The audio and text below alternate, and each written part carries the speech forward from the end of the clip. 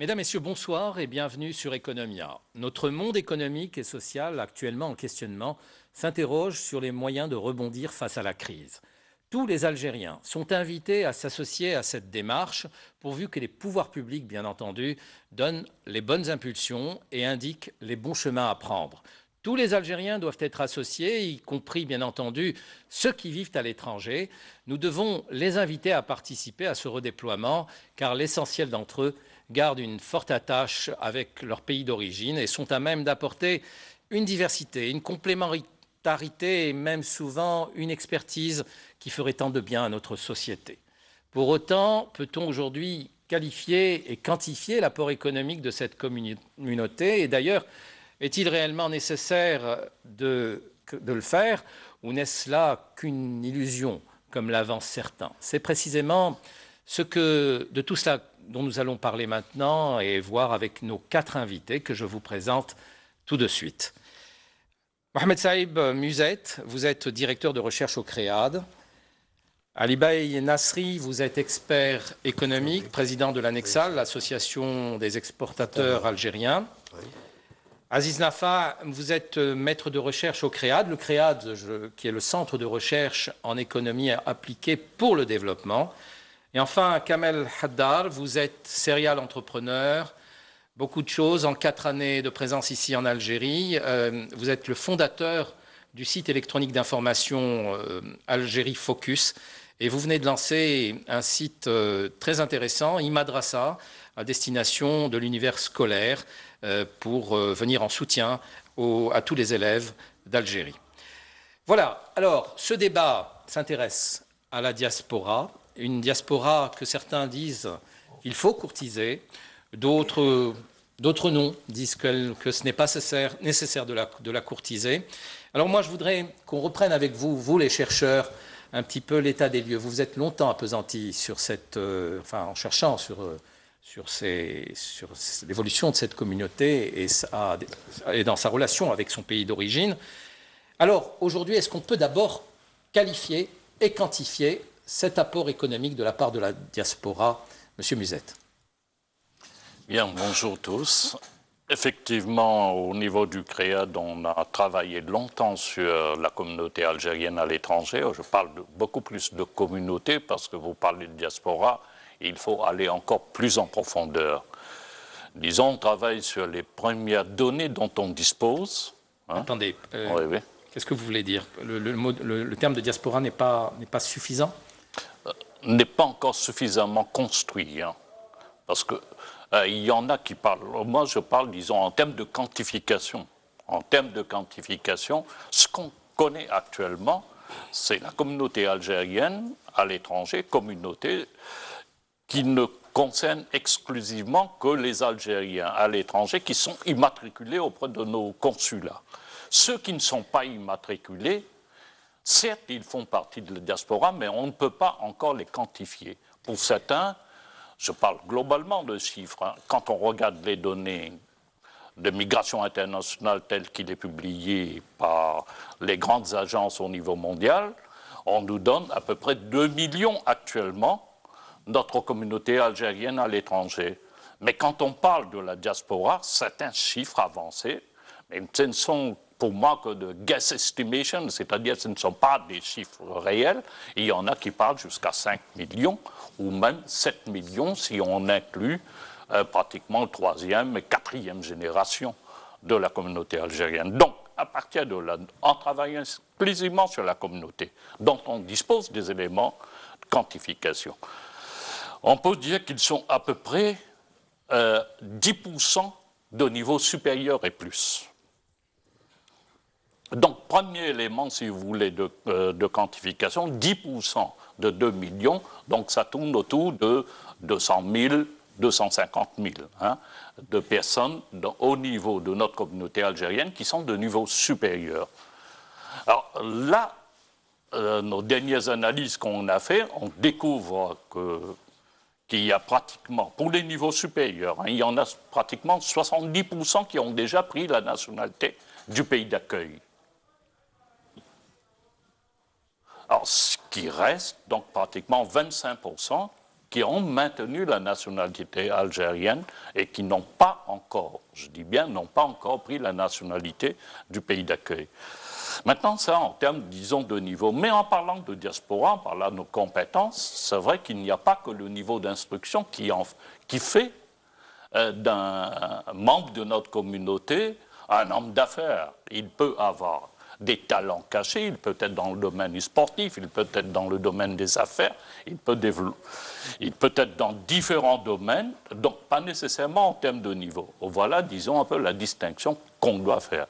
Et pour aller maintenant vers réellement ceux qui disposent des compétences en termes économiques et sociaux, là, il faut peut-être réduire les données qu'on peut avancer, ils sont à tout casser 40 à 50 000. D'accord. Aziz Nafa, vous partagez un peu ces chiffres, enfin ces pourcentages? Alors, ou vous voulez ajouter autre chose? Oui, j'aimerais bien effectivement intervenir sur le concept de diaspora. Effectivement, le concept en soi n'était pas, je dirais depuis l'indépendance, n'était pas accepté par les pouvoirs publics algériens.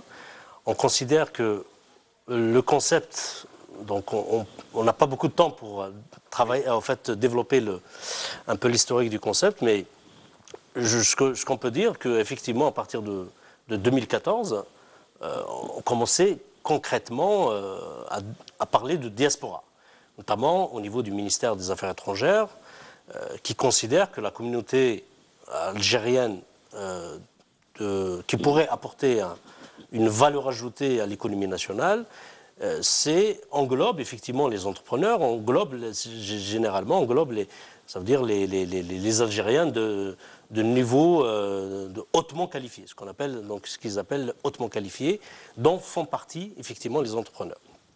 Donc pour les chiffres, en 2014, le représentant, l'ambassadeur français en Algérie avait effectivement annoncé pour la première fois le chiffre de 5 millions d'Algériens, 5 millions de Français d'origine algérienne. Et là, on est effectivement, là, c'est un chiffre d'Algériens en France. Après, effectivement, on estime à 7 millions, comme disait M. Musette, 7 millions d'Algériens établis à l'étranger. Maintenant, l'intérêt, puisque là, on est... pour les enfants déclarés. Voilà, on développe un peu le rapport diaspora-développement. Ce rapport-là, effectivement, c'est toute personne, parce que la diaspora englobe, ça veut dire, si on revient un peu à la définition de la diaspora, c'est toute personne d'origine d'un pays, établie dans un autre pays ou née dans un autre pays, mais qui garde un lien fort avec le pays d'origine. Ça veut dire on peut avoir des Algériens, des Français d'origine algérienne, qui sont nés en France, qui ont évolué en France, qui ont fait leurs études en France, et qui sont restés en France, travailler ou entreprendre en France, mais qui ne gardent pas ce lien, qui se disent français à part entière, qui ne gardent pas le lien avec l'Algérie, avec leur pays d'origine. Ceux-là sont exclus de la conception ou de la définition de la diaspora. La diaspora, essentiellement, oui. désolé, la diaspora, c'est essentiellement les personnes qui gardent le lien avec le pays d'origine. Le lien, soit par lien affectif, par des retours souvent en vacances au pays d'origine, dans les envois de fonds, par une création d'entreprise. Donc le lien, il faut qu'il y ait une attache avec le pays d'origine.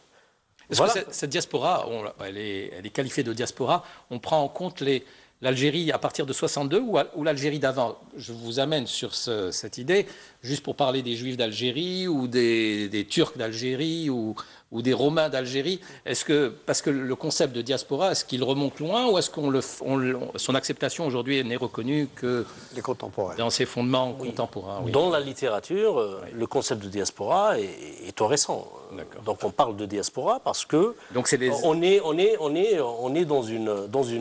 dans une conjoncture où la conception de migration ou de migrants n'a pas, à mon sens, il va me contredire peut-être M. Musette, à mon sens, n'a plus sa place dans la conjoncture actuelle. C'est-à-dire un monde globalisé où les technologies de l'information et de la communication sont énormément développées, les transports sont très développés. Donc une personne peut être donc établie en France, aux États-Unis ou au Canada, peut développer des affaires en Algérie, donc il peut être ici et là-bas, donc on parle plus de la circulation, ou bien donc on est dans une forme de circulation de compétences, de personnes, ils ne sont pas forcément, on ne parle pas de retour physique, on peut avoir un retour, mais qui n'est pas forcément physique. D'où la conception de migration, de diaspora, qui effectivement, à mon sens, pour le cas algérien, est plus adapté que la migration de retour ou la migration tout court. Voilà. Oui, ça devient de plus en plus complexe parce que même quand on a des individus qui reviennent au pays, donc qui sont éléments d'une diaspora, deviennent de fait d'une autre diaspora quand ils reviennent au pays, non? Si. Par rapport à leur deuxième nationalité, leur nationalité acquise. C'est là la distinction. Moi, je reviens, c'est-à-dire quand on parle de la migration de la diaspora, moi, je fais une coupe historique. On ne peut pas oublier l'indépendance de l'Algérie. À partir de 62, on ne peut pas oublier la composante d'immigration étrangère qui était en Algérie avant l'indépendance, avec des Espagnols, des Italiens, des Français et plusieurs nationalités. Donc vous n'avez pas le même point de vue. C'est-à-dire, moi, je fais une coupe historique. L'Algérie recouvre son indépendance, se donne maintenant à un État algérien, se donne la nationalité algérienne, chose qu'on n'en avait pas. On était des Français d'Algérie avant l'indépendance. Donc, en parlant de diaspora avant l'indépendance, là, on y va. Pour certains, ils le font. Bon, chacun son objectif. C'est-à-dire, pour moi, lorsque je commence à travailler sur la migration, je suis obligé de faire une coupe. Très bien. Une coupe. L'Algérie était un pays beaucoup plus d'immigration avant 62. Il y avait des millions d'étrangers qui étaient en Algérie, qui venaient en Algérie, qui ont peuplé l'Algérie, qui ont occupé l'Algérie, qui ont spolié l'Algérie. Il y a une coupe historique où ils ont été obligés de repartir. Et ils avaient le choix d'opter pour la nationalité algérienne ou la nationalité de leur pays d'origine. On en connaît. Là, mais ils gardent aujourd'hui, il y en a qui disent garder une attache avec ce pays. Oui. Donc est-ce qu'ils font partie de la diaspora ou non? Le dernier rapport. Ils ne font pas partie de la communauté peut-être aux yeux de l'État, mais ils font partie de la diaspora. Exactement. Donc moi je suis parfaitement d'accord, disons, des personnes qui sont nées en Algérie, qui ont maintenant opté pour la nationalité de leur pays d'accueil, c'est-à-dire ils sont partis d'Algérie. Ils ont peut-être tout perdu, mais ils ont cette nostalgie vers l'Algérie, reconquête du territoire, à revenir. Donc moi, je suis... Oui, c'est un peu compliqué parce que ce sont des choses qui sont liées au cœur, non, mais il y a de la passion, à l'imaginaire et la passion. Et ces choses tous ces éléments, on ne peut pas, disons... Alors, oui, rapidement, parce que... Oui, rapidement, en fait, à mon sens, la diaspora, ça veut dire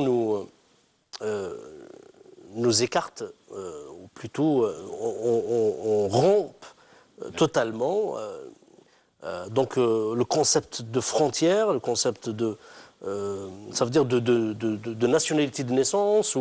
Donc là, on est concrètement en présence de personnes qui gardent un lien, ils sont de deuxième, de troisième génération, mais le fait d'avoir le lien fort, une attache forte avec le pays d'origine, là, on les considère effectivement comme peut-être qu'en définitive, appartenant... ce serait la seule chose qu'il faudrait retenir.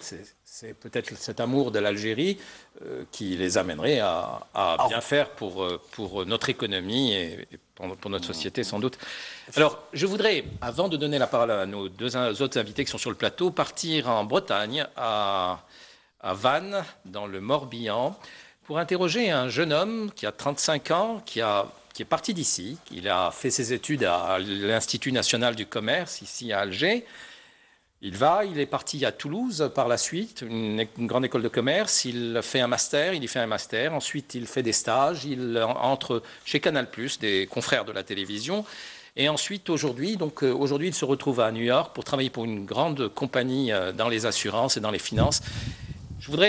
J'ai voulu l'interroger pour lui poser certaines questions maintenant qu'il est bien parti là-bas, voir un petit peu ce qu'il pense actuellement.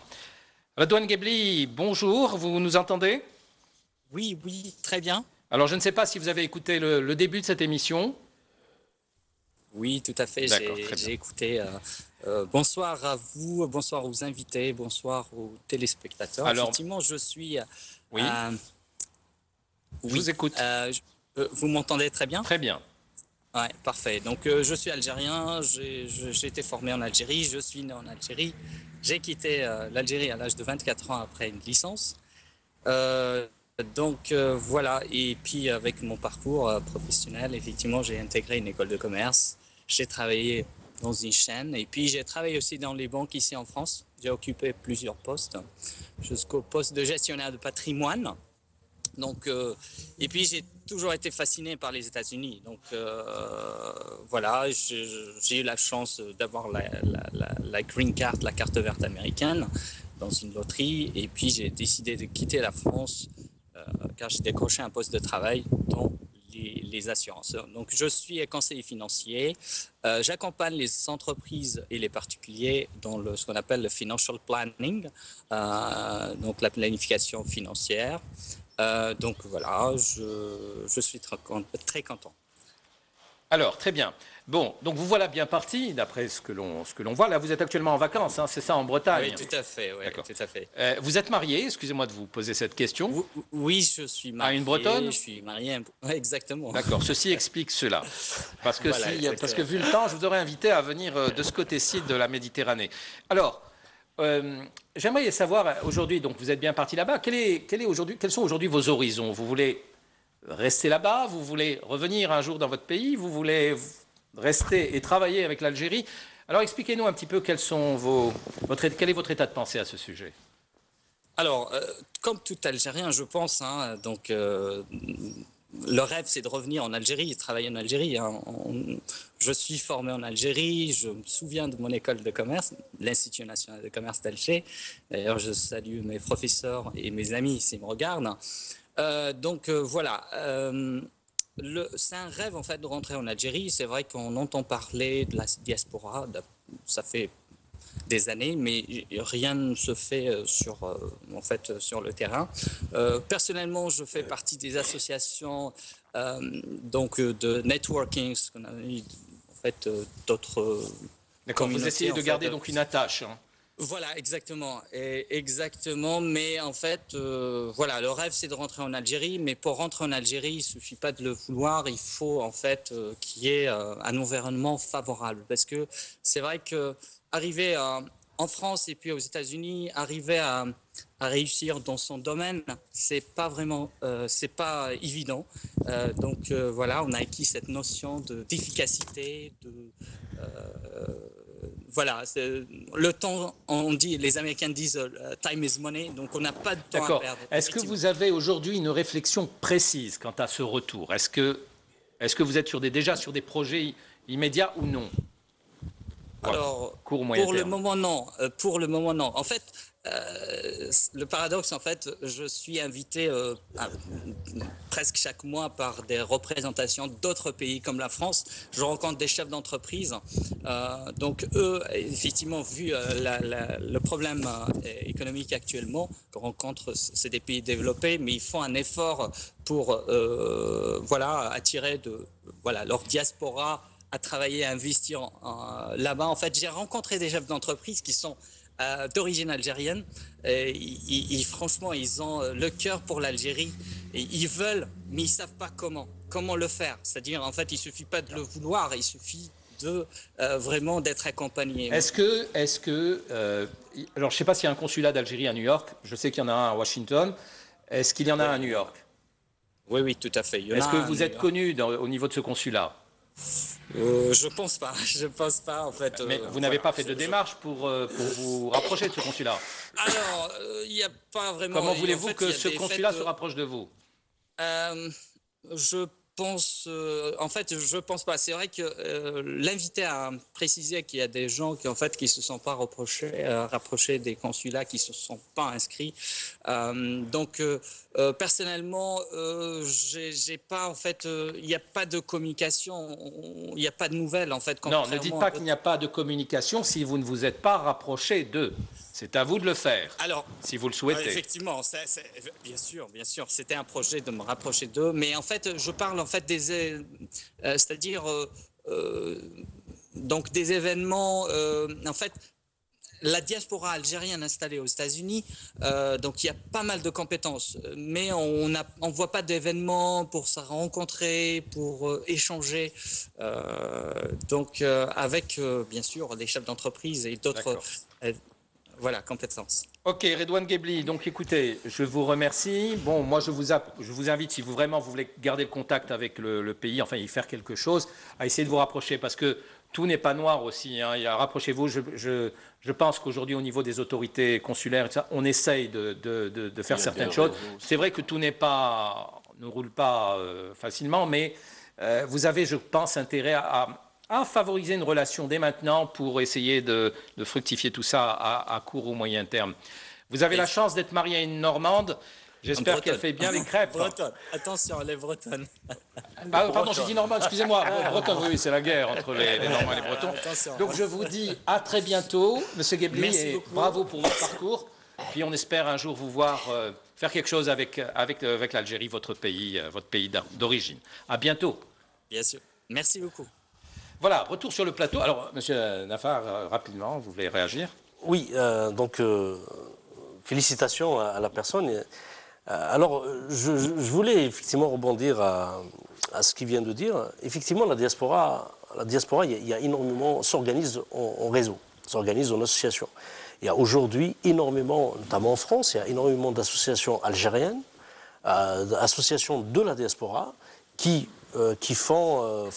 s'organisent autour. Généralement, c'est des associations thématiques, par exemple des associations d'entrepreneurs qui s'organisent entre les gens de la diaspora en France, les entrepreneurs de la diaspora États-Unis, le Canada. Donc, ils sont en liaison. Donc, il y a une organisation intra-association, réseau, et qui, généralement, travaille aussi avec des associations établies, notamment organisées par ceux qui sont revenus dans un cadre entrepreneurial, dans le pays d'origine. Et souvent, dans ce qui ressort d'ailleurs de mes recherches, il y a une forte présence, on retrouve d'ailleurs un noyau de gens de diaspora au niveau de toutes les associations très actives pour l'accompagnement et le développement de l'entrepreneuriat. Et ces associations-là donc travaillent en étroite collaboration avec les associations établies dans d'autres pays où il y a une forte communauté algérienne établie de manière à faciliter justement ce lien entre le pays d'origine et le pays d'accueil. D'accord. Mais ces associations aussi ont intérêt à être plus offensives pour essayer de capter aussi la... Là, peut-être, il y a deux choses. Hein, parce que ce qu'il faut comprendre, c'est que l'Algérie, on a une petite histoire avec notre communauté. Je pense, durant les années 60-70, où on avait l'amicale algérienne qui réunissait toutes les compétences dans tous les domaines. La rupture qui s'est opérée au début des années 90 avec... Actuellement, c'est vrai, on se pose la question, est-ce que l'État algérien qui doit le regrouper ou bien eux-mêmes qui doivent se regrouper entre eux? Je pense que la solution est claire, ça a été dit maintenant. Nous ne sommes plus dans une situation où c'est l'État qui doit organiser cette communauté. C'est vrai, l'État peut mettre des mécanismes de rapprochement à travers nos ambassades. C'est un investissement énorme que l'Algérie fait pour notre communauté. Mais que font nos diasporas? Il y en a pas mal de réseaux. Oui. On remarque d'ailleurs dans certaines situations que quand il y a des mouvements qui se regroupent, qui se fédèrent comme ça, c'est ensuite l'État qui essaye de s'agripper et de se rapprocher. Cette démarche, je pense. Si, Monsieur Ali Bey Nasri, alors, bon, je vous ai invité parce que vous êtes dans le tissu économique, vous le connaissez profondément. A-t-on besoin de la communauté algérienne à l'étranger? Absolument. C'est une richesse dont nous ne profitons pas du tout. Une richesse, c'est-à-dire que si je prends par exemple le cas de notre voisin de l'Ouest, c'est presque 6 milliards de dollars qui sont donc engrangés chaque année. C'est 11% du PIB. Donc, alors que nous... On n'a pas de chiffres, nous. On n'a pas de chiffres. Si, Enfin, des chiffres de 1 milliard 800 à et demi. 2 milliards maximum, 2 2 milliards milliards. de dollars. Ça rentre dans le cadre des exportations d'euros. Ça rentre dans le cadre des exportations de services qui sont de l'ordre de 4 milliards de dollars globalement. Donc, Souvent, les transferts, ça veut dire c'est les transferts réalisés par la diaspora. Souvent, 80% c'est des retraites. Hein. Donc, c'est des transferts de retraite. exactement.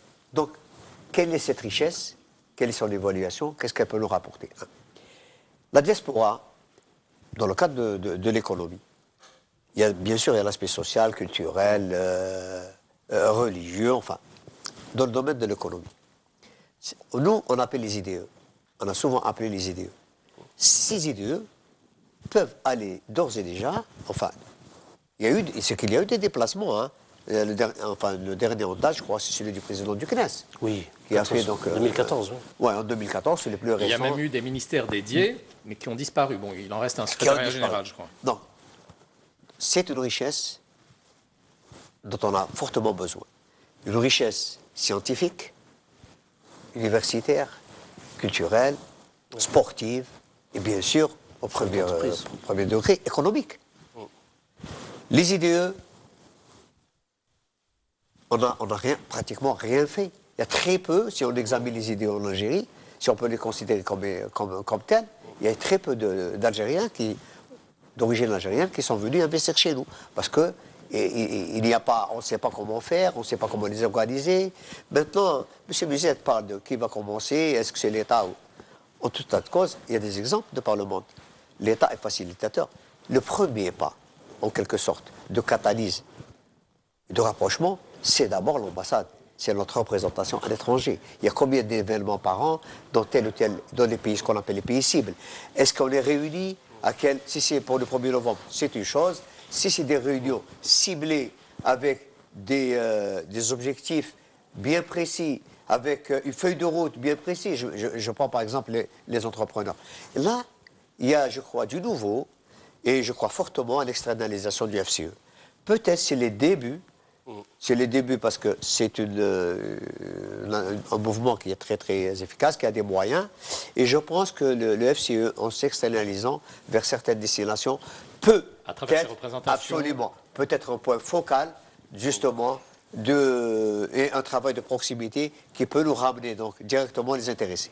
Alors, loin de tout cela, et de lui-même, je pense, c'est une vocation personnelle, on ne vous y a pas incité. Kamel Haddad, vous décidez de venir en Algérie. Alors, vous aussi, pourquoi? Et ne vous a-t-on pas qualifié de fou? Vu les difficultés qui pouvaient vous accueillir. On m'a qualifié de fou dès le début, effectivement, de par la cible que j'ai Rappelez-nous quel est votre parcours. Alors, vous êtes, parce que vous avez un brillant parcours, vous êtes titulaire enfin, vous avez fait l'école supérieure de commerce. Je suis né en France. Oui. Mon grand-père émigré en France dans les années 50.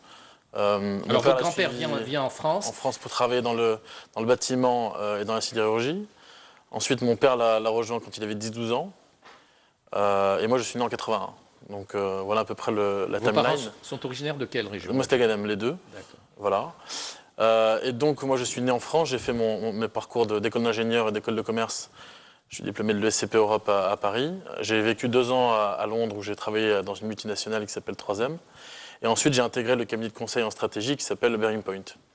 Et donc là, j'ai fait 7 ans de conseil en stratégie dans les télécoms, dans les médias et dans l'énergie, dans l'oil and gas. Et là où, effectivement, j'avais essayé un peu de me rapprocher de l'Algérie rapidement. Tout ça pour dire qu'en 2010, j'ai créé une association qui s'appelle Atlas, Algerian Talent and Leaders Association. Et Atlas a pour vocation de promouvoir et de développer le nombre de personnes d'origine algérienne dans les parcours d'excellence à l'international. Qu'est-ce que ça veut dire? C'est-à-dire que nous, on oublie tous les autres, le bruit ambiant, et on regarde l'essentiel. Qu'est-ce qu'il faut pour l'Algérie pour se réveiller? Il lui faut une élite. L'élite, elle est partie 2 fois, elle a fui 2 fois d'Algérie. Après 62, après la nationalisation des entreprises.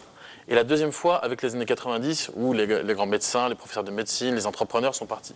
Et donc elle a laissé un peu l'Algérie, dans une situation pas très confortable.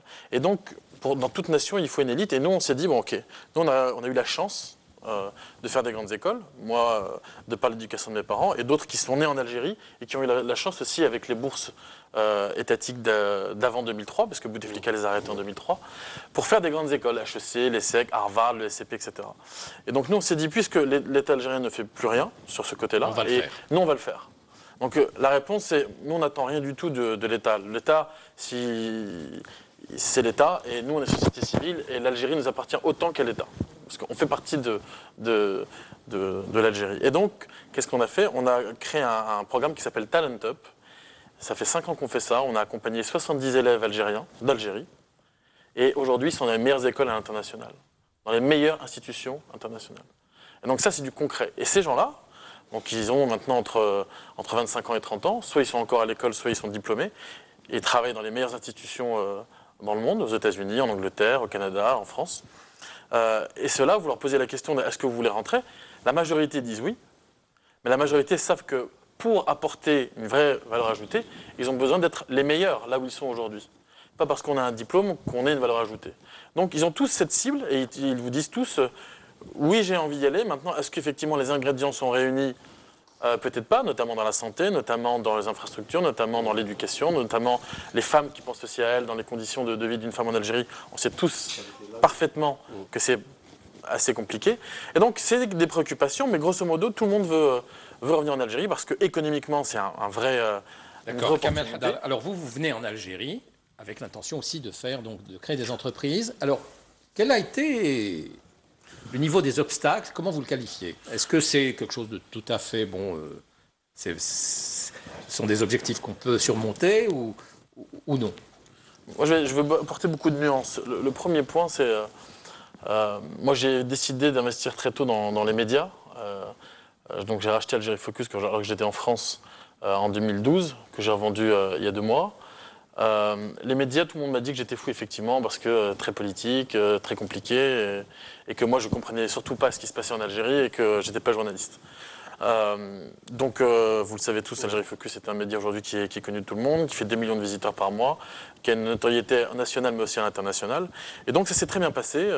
On n'est jamais venu me voir en disant tu arrêtes de faire ça ou ça, tu dis à ton rédacteur en chef de ne pas faire ci ou pas faire ça. Donc, tout ça, c'est des mythes, qu'on se le dise tout de suite. Et je suis content de pouvoir témoigner aujourd'hui qu'on arrête une fois pour toutes de dire que l'État s'imprègne de tous les sujets. C'est faux. C'est faux. Moi, je suis entrepreneur, j'ai fait mon travail. Comme j'ai pu le faire, ça donnait des résultats que c'est même pas à moi de juger, c'est les auditeurs et c'est les électeurs. Donc c'est tout, il faut travailler, point barre.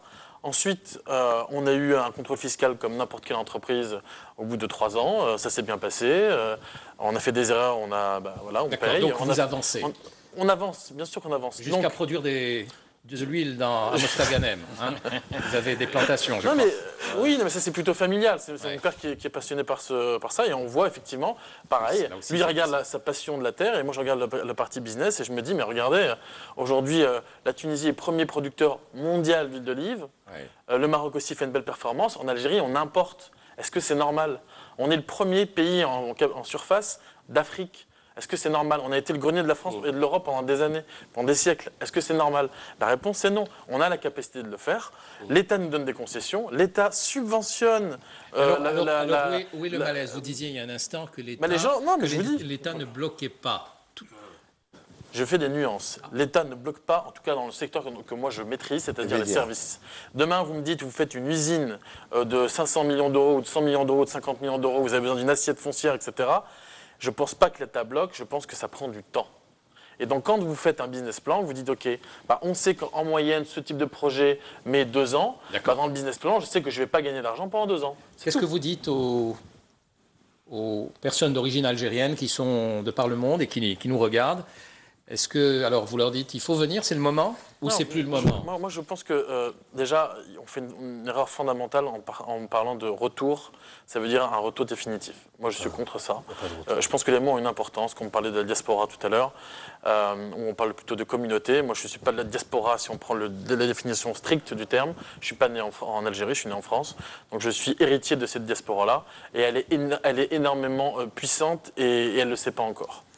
Mais elle est en train de se réveiller. Donc à ces gens-là, je leur dis une chose, c'est une décision personnelle. Je pense que l'Algérie est un pays en voie de développement, c'est-à-dire qu'effectivement, dans des secteurs stratégiques, je parlais tout à l'heure de la santé ou encore l'éducation, il y a encore beaucoup de travail à faire, donc il faut être conscient de ça quand on a des enfants. Mais je pense aussi que l'Algérie a besoin de tous ces enfants qui sont de partout dans le monde. Je vous donne des exemples. Au Maroc, ils ont un ministère pour les Marocains résidant à l'étranger, ça s'appelle les MRE. Effectivement, ils sont une puissance financière pour le Maroc. Aujourd'hui, il y a 13% des Marocains qualifiés à l'étranger. Vous savez qu'il y a combien de pourcents d'Algériens qualifiés à l'étranger? 25%. Dans la littérature économique, on dit qu'au-delà de 10% de cette diaspora à l'étranger, c'est une perte pour le pays d'origine. Nous, on a 15% de perte. Ça veut dire qu'il y a beaucoup trop de l'élite, entre guillemets, à l'extérieur du pays. Et donc, on a besoin non seulement de cette puissance financière, cette puissance culturelle, cette puissance démographique pour ce pays. Et donc, juste pour finir, moi, le message que je leur donne, c'est très simple. L'Algérie est un pays de plein d'opportunités. Ce n'est pas forcément un retour définitif. Moi-même, je ne sais pas si dans 2 ans ou dans 3 ans, je serai encore en Algérie. Je pense qu'il faut parler de mobilité internationale. Oui, je pense que quelqu'un qui est à l'étranger, il peut venir 2 ans, 3 ans, repartir, revenir. Il ne faut pas se fermer et se donner des blocages psychologiques. C'est totalement inutile. Oui, monsieur Massi. Ce qu'il disait, c'est très juste. D'abord, il y a plus, on appelle mobilité maintenant, mais je pense que avec tout ce qui existe comme technologie de l'information et de la communication, peu importe le lieu. Oui. On échange là où on est. Donc, maintenant, comment capter? Moi, d'un point de vue de l'exportation, on commence à avoir des demandes de nos compatriotes à l'étranger. Des Algériens, la dernière en date, on a reçu une demande du Canada. Donc, il y a un concept qui est lancé pour des magasins, donc une chaîne de magasins algériens là-bas. Et c'est des gens qui s'intéressent, mais qui se demandent est-ce qu'on sera dans les délais? Est-ce que l'Algérie a les capacités? Est-ce que les produits, nous les avons? Ça, c'est clair. Mais en tout cas, cette capacité, la réglementation, enfin, un ensemble de données que nous ne maîtrisons pas. Si on prend, pardon, si on prend par exemple ce qui se passe de l'autre côté, en Tunisie, entre guillemets, la diaspora, en tout cas les Tunisiens résidant à l'étranger, sont rémunérés et font partie d'un réseau qui dépend donc du ministère du Commerce extérieur tunisien et qui sont les ambassadeurs. Parce que nous, on a tendance à parler d'une manière classique, attaché commercial au niveau de l'ambassade. Ça n'existe plus. Maintenant, n'importe qui peut être représentant de son pays, promouvoir à l'État d'organiser tout ça. Avoir de l'audace dans ce domaine. Si vous me permettez, justement, pour rebondir sur les consulats très rapidement, enfin, il faut qu'on se le dise une fois pour toutes. Aujourd'hui, la France et tous les pays occidentaux intègrent les Algériens et notamment les étrangers dans leur tissu économique, social, etc. Dire que les Algériens ne s'intègrent pas en France, c'est faux. Aujourd'hui, vous avez un nombre de mariages mixtes extraordinaire qui est en train d'exploser, notamment chez les femmes algériennes. Vous avez les vieux Algériens, les Chibani, qui maintenant sont enterrés plus en France qu'en Algérie, pour la première fois, et c'est historique. Ça veut dire quoi? Ça veut dire que l'Algérie est en train de perdre sa communauté. Et elle le fait sciemment, elle sait très bien ce qu'elle fait. D'accord? Elle le sait très bien. Qu'est-ce que vous voulez dire par là? Aujourd'hui, moi je vous dis, les politiques algériennes ne veulent pas de la diaspora. Pour quelle raison? Parce que c'est un risque. C'est un risque politique, c'est un risque économique, parce que ce sont des compétences qui ont un cerveau qui fonctionne. La vérité, elle est là. Monsieur Musette. Bon, une affirmation qu'on entend souvent. Moi je vous l'ai dit, je l'ai entendu du premier responsable du pays. Quelque part, moi, désolé de vous contredire, hein, l'Algérie a fait appel à sa communauté. Et nous avons eu beaucoup de ministres algériens provenant de l'immigration. Je dis bien, ils occupent des postes politiques en Algérie. Il y en a eu. Américains, Français, ils ont occupé des postes politiques en Algérie. Ils n'ont pas toujours fait de bonnes choses. Donc, Il y a eu des bons exemples comme des mauvais exemples. Dire que le politique ne s'intéresse pas à la communauté, là, je vais aller un peu fort. Maintenant, Comment vous expliquez que mon diplôme n'est pas reconnu en Algérie? Politiquement, c'est exprimé. Mais sur le terrain, il s'est peut-être... Comment vous expliquez que les diplômes des grandes écoles à l'international ne sont pas reconnus en Algérie? Non. Il faut une reconnaissance. C'est mon secteur, je peux vous dire comment ça se passe. Et j'ai travaillé là-dessus. Nous avons une direction au niveau du ministère de l'Enseignement supérieur, qui est la tutelle de mon établissement, où tous les diplômes L'équivalence. obtiennent leur équivalence, mais à condition qu'il y ait des conventions. Vous savez parfaitement bien que moi, il y a beaucoup d'universités fantômes à l'étranger qui font des faux diplômes. Non, c'est tout à fait normal, tout pays est prudent. Comment se fait-il que notre diplôme aussi, en Algérie, et là je viens de sortir un ouvrage, vous allez voir que ce n'est pas seulement de l'Algérie, avec des collègues marocains, des collègues tunisiens, on a trouvé que nos diplômes aussi ne sont pas reconnus à l'étranger. Alors, si vous voulez, le problème de diplôme, on a eu des expériences des grandes écoles algériennes qui sont ouvertes en Algérie, ces grandes écoles forment. Oui, mais M. Bizet, lui, vous parle des grandes écoles qui sont connues mondialement. Bon, et quelquefois... Quand vous avez un pharmacien qui a fait pharma à Paris... S'il y a une convention interétablissement, tout doit se faire. Oui, mais la personne qui a fait ses études dans une très grande école, elle ne va pas attendre qu'il y ait une convention entre les pays. Il faut lui régler son problème. Il va y avoir, c'est-à-dire pour nous... Je vous donne mon exemple très simple. Il aura le temps de repartir. Exemple très simple. Non. Et elle est repartie, cette personne, en l'occurrence. Je suis venu en Algérie en 1976. Je suis venu en Algérie. Vous voulez qu'en parler? Je suis venu avec un diplôme étranger, un bac étranger. Mais qu'est-ce qui s'est passé? En 2012, on me demande de ramener l'équivalence de mon diplôme de Cambridge, qui est l'équivalence du bac, pour obtenir mon diplôme de doctorat. Et ça se fait en 24 heures. Mais à aucun moment, disons, il n'y a eu objection à l'équivalence. C'est-à-dire, il faut donner le temps, si vous voulez, pour un établissement. Le temps, mais on donne beaucoup. Non, hein. mais c'est-à-dire, si on ouvre la porte, on accepte tous les diplômes qui s'amènent. Je dis pas ça. Je dis qu'il y a des diplômes, c'est un no-brainer, ça veut dire qu'on sait très bien qu'ils sont reconnus, HEC, l'ESSEC, l'ECP. Les top 20, les top 30 n'ont pas besoin de convention. Mais voilà, c'est tout ce que je dis. Se fait. C'est tout ce que je dis. Et si vous m'assurez que ça se fait en 48 heures, eh ben, je vous présente les personnes qui l'attendent depuis 6 mois. Il n'y a pas de souci, ça peut se faire. Autre chose, je pense qu'il faut faire la distinction. Nos collègues ont parlé, mais là peut-être un peu trop vite, d'assimiler transfert des migrants et investissement de la diaspora. Nous sommes deux concepts totalement différents. Ce n'est pas du tout la même chose. Quand on parle du Maroc qui capitalise, transfert des migrants, c'est totalement distinct de l'investissement de la diaspora. Nous sommes dans deux concepts totalement distincts. Les envois, les épargnes sur salaire des Marocains, là aussi c'est des problèmes de retraités qui viennent avec leur argent, comme en Algérie.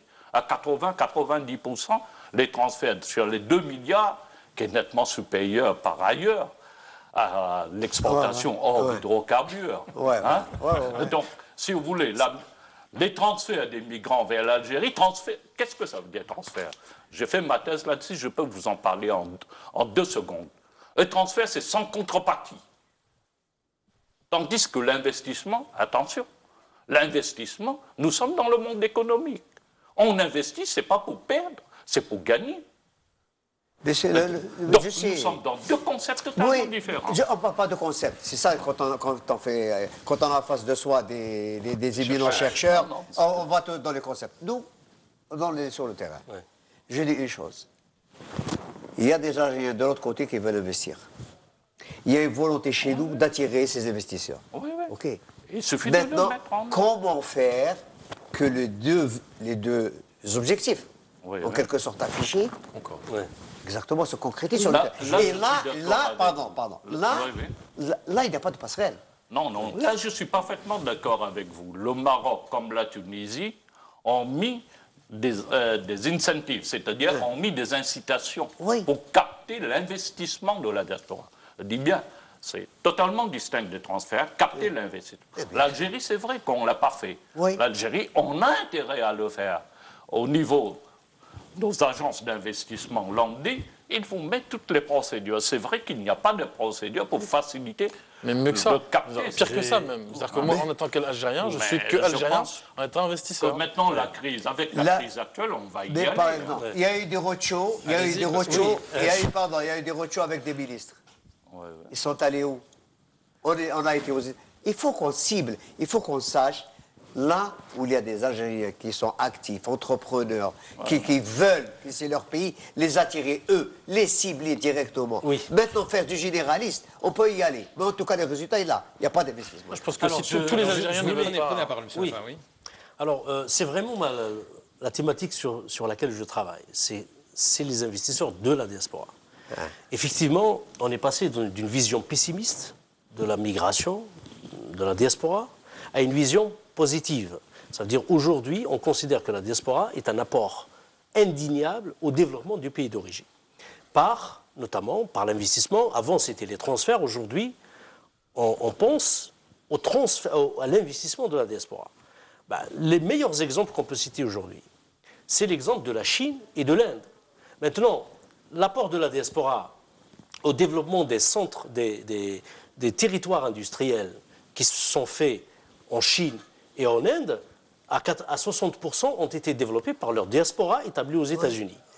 Ces gens-là ne sont pas venus comme ça parce que c'est vrai qu'il y a la tâche, il y a un besoin de retour symbolique au pays d'origine, mais c'est aussi parce qu'il y a eu l'appel, il y a eu facilitation surtout parce que le politique est un élément fondamental et je dirais même central du retour de l'acteur économique diasporique. C'est toujours fait de la même manière. Singapour, la Chine, l'Inde, le Brésil, tous. C'est le cas, par l'État, exemple. avec des facilitations fiscales, avec beaucoup de choses. Et surtout, et la première chose, c'est de bien traiter cette diaspora quand on va dans un consulat, qu'on demande un passeport algérien. Il y en a beaucoup qui ont arrêté de demander le passeport algérien parce que c'est un calvaire de demander son passeport.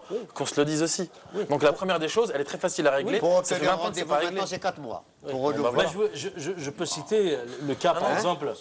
Maintenant, avec la numérisation, c'est... Écoutez, la numérisation, écoutez, je ne vais pas vous citer.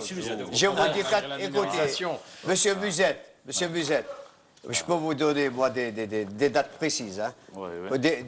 On donne des rendez-vous actuellement à Vitry au mois de juillet. Voilà. Voilà. Non, mais commencer par là. pas. En tout cas, la communauté a besoin d'être courtisée. Oui, Absolument.